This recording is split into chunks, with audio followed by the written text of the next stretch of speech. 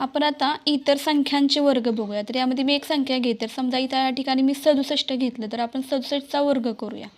मग 67चा वर्ग करताना शेवटची संख्या कोणती या ठिकाणी एकस्थानची, तर 7 आहे. मग 7चा वर्ग होतोय कोणता? 49. बरोबर. 7चा एक वर्ग 49, त्यामधील 9 या ठिकाणी घ्यायचे आणि 4 हे ह्याच्यासाठी ठेवून द्यायचे. पुढची स्टेप करताना काय करायचं, तर या दोन संख्यांचा गुणाकार करायचा. 6 सत्ते 42. 42 दुने किती होत आहेत, तर 84. मग 84मध्ये आता हातच्या मिळवायचा. 84 आणि 4 झाले किती, तर 88. मग 88चे 8 या ठिकाणी लिहिणार आणि हातच्या ठेवायचे किती, तर 8. यानंतर पुढची स्टेप करताना 6चा वर्ग घ्यायचा. 6चा वर्ग होतं किती, 36. मग 6चा वर्ग 36मध्ये हा हातच्या मिळवा. 36 आणि 8 झाले किती, तर 44. तर या ठिकाणी मग आपल्याला मिळाला 67चा वर्ग 4489.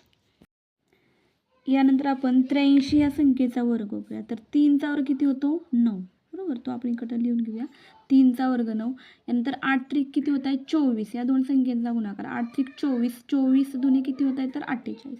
48चे 8 आणि ह्याच्या आला 4. या पुढची स्टेप करायची. 8चा वर्ग घ्यायचा. 8चा वर्ग किती होतो, 8 8 64. 64मध्ये 4 मिळवले. 64 आणि 4 किती झाले, 68. म्हणजे या ठिकाणी 83चा वर्ग आपल्याला मिळाला 6889. आता आपण 94चा वर्ग करूया. 94 या संख्येचा. तर एक स्थानची संख्या 4. 4चा वर्ग होतो किती, तर 16. मग 16मधले 6 या ठिकाणी लिहायचे आणि एक हा ह्याच्यासाठी ठेवायचा. त्यानंतर पुढची स्टेप असणार आहे 9 चौक 36. 36 दुने होतात की, तर 72. 72मध्ये हा एक हातच्या मिळवला. 72 आणि एक झाले 73. मग 73चे 3 आणि हातच्या आले किती, 7. पुढची स्टेप असणार आहे 9चा वर्ग. 9चा वर्ग होतं किती, 81.